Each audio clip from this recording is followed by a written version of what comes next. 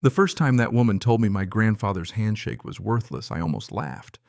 Not because it was funny, but because there's something deeply ridiculous about a stranger in a pink tracksuit standing across a barbed wire fence and trying to seize a century of your family history with a clipboard. Her name was Karen, naturally, and she stood there like she owned the horizon. Two board members hovered behind her, trying hard to look dangerous. She shoved a notice through the wire and told me I was in violation of the Whispering Pines Estates bylaws. Final notice, she said. Back dues penalties, non-compliance. I looked down at the number and felt my blood go cold. $52,840.17.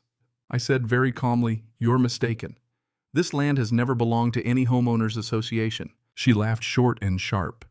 Said the board had voted to annex the undeveloped parcel adjacent to the community for future green space management. My land, 200 acres my family had held since 1919, was now apparently Section D. My old barn was an unapproved outbuilding, my Ford F-250 was a commercial vehicle, and my hayfield had what she called a generally unkempt appearance.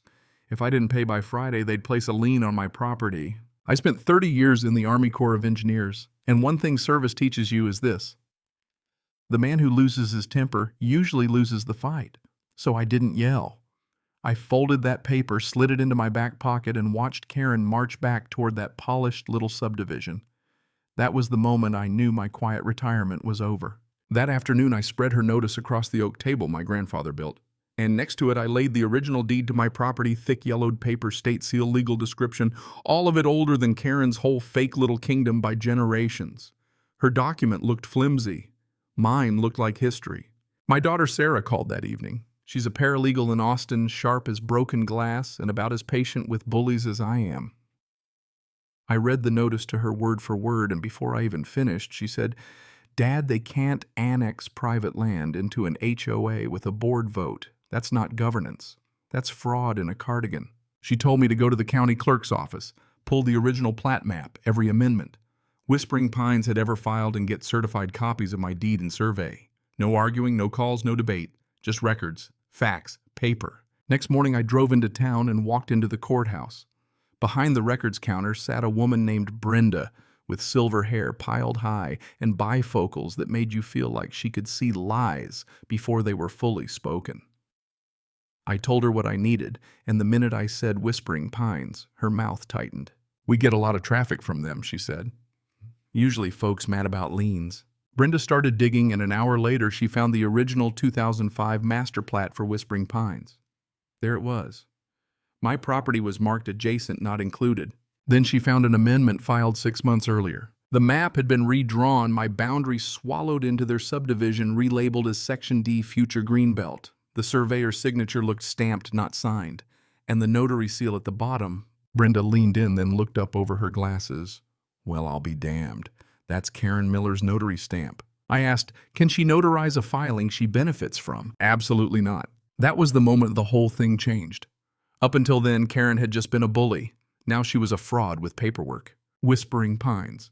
Brenda told me operated under nonprofit social welfare status, tax exempt. I asked what would happen if a nonprofit used its structure to benefit insiders instead of the community. She smiled. Then the state comes. And after the state, the IRS. 3 days later, Karen sent another certified letter. Bigger fines. Bigger threats. Apparently my barn was still illegal, my hayfield offended community standards, and my mailbox lacked the approved aesthetic.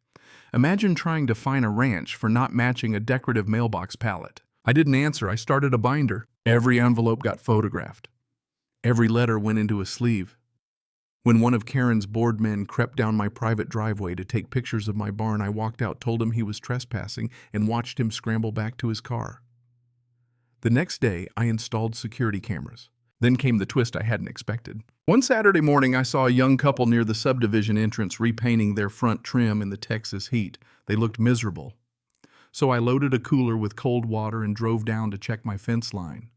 The husband, David, finally rolled down his window and told me they were repainting because Karen had cited them for using Arctic white instead of Whisper white. I just stared at him. "Son," I said, "that may be the dumbest sentence I've heard all year." His wife laughed, then almost cried. "I told them who I was. They'd heard of me already." Karen had described me at a board meeting as an uncooperative landowner refusing to support community upkeep. So I showed them the fake plat map. I showed them my fines. I showed them the total. Emily put a hand over her mouth. David said she's insane. No, I said, she's comfortable. That was the real crack in the wall. Karen's power didn't come from rules. It came from isolation. Everybody in Whispering Pines thought they were fighting her alone. The minute people started comparing notes, the illusion broke. Within a week, David and Emily had connected me with more residents. Mrs. Gable, an older widow, getting harassed over her late husband's garden gnomes. A family fined because their son's basketball hoop stayed outside too long. The stories came in steady, all with the same flavor. Intimidation dressed up as procedure. Sarah helped me organize everything. Then she found me the right attorney. Arthur Davies, a real estate litigator with white hair and the calm expression of a man who enjoys watching bullies discover consequences. I set my binder on his desk and said, "That's the opening statement." By the time he finished reading, he was grinning. He called Karen's self-notarized plat amendment a felony wearing lipstick. He told me not to rush. Let her keep escalating. Every move she made was another brick in the wall we were building around her. The association's biggest contracts all flowed through one management company, Pristine Properties Management, LLC. Overpriced management fees, inflated bills, the same name everywhere. Davies had me pull the business registration. Owner Gary Miller, Karen's brother-in-law. There it was. The fines weren't just about control. They were revenue. The annexation attempt wasn't just ego, it was expansion. More land, more fees, more money routed through family hands while the HOA hid behind nonprofit status. When I laid that evidence beside Karen's signature approving the payments, Davies looked at me and said very softly, "Now we stop defending, now we kill it. We didn't do it in a courtroom first, we did it in public." Davies got us on the agenda for a county commissioners meeting under the harmless little title of platting irregularities. Karen showed up thinking she was attending some dull local procedure. What she walked into was a firing squad made of facts. The room was packed. Residents from Whispering Pines filled the seats. David and Emily were there. Mrs. Gable, too. Karen walked in with her 2 bored lapdogs and still somehow looked smug, right up until she saw me at the podium in my old service jacket. I started with the deed from 1919, then the original plat map, then the fraudulent amendment, then the close-up of her own notary stamp. You could feel the room change. People stopped being afraid at the exact same time. I showed the fines, the letters, the trespass footage. Then I showed residents' violations, the paint color, the basketball hoop, the gnomes. And then I put up the financial flow chart. HOA dues in, payments out. Pristine Properties, Gary Miller, Karen's approvals, family connection. Karen shot to her feet, yelling that it was slander. The commissioner banged his gavel and told her to sit down. She did, but not like a queen. More like somebody realizing the floor beneath her throne was made of cardboard. By that night, the local news had the story. By the end of the week, the county voided the fraudulent plat amendment. My land was officially, publicly, permanently free of any association with Whispering Pines. But karma still had one more scene to play. A few days after the state opened its investigation, Karen came to my fence line with a tow truck trying to seize my grandfather's restored 1952 Ford tractor because it was, according to her, an agricultural eyesore visible from common space. That woman had learned absolutely nothing. So I called the sheriff. 2 deputies arrived before the tow truck driver had even finished pretending to be confident. Karen puffed herself up and started explaining bylaws. One deputy listened, then asked, "Ma'am, are you Karen Miller?" She smiled like she was about to win. He handed her a temporary restraining order first, then a notice tied to the criminal fraud investigation. I have seen bridges collapse, engines explode, and one very unfortunate lieutenant bluff his way through a demolition schedule he didn't understand. And I still don't think I've ever seen a face fall as fast as Karen's did in that moment. The tow truck driver backed out like his tires were on fire. Residents from the subdivision had wandered out by then, watching the woman who'd terrorized them get served in broad daylight. No speech, no comeback, just silence, papers trembling in her hand, shoulders sinking until the whole performance finally drained out of her. The charges stuck. Karen and Gary took plea deals. Restitution got ordered. The old HOA collapsed under audits, penalties, and its own corruption. Whispering Pines formed a new association later, smaller, saner, run by actual adults. David and Emily ended up on the board. Mrs. Gable kept her gnomes.